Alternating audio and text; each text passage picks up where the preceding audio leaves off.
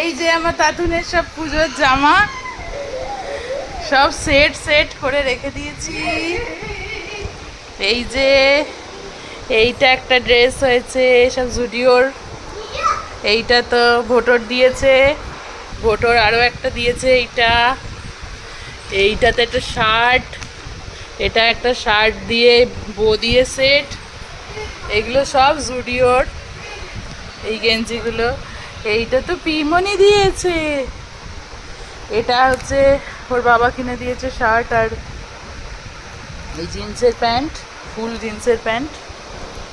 এই যে এটা লাল রঙের জগন্নাথ দেবের গেঞ্জি, এই গেঞ্জিটা তো তাতুন পরবে আমার।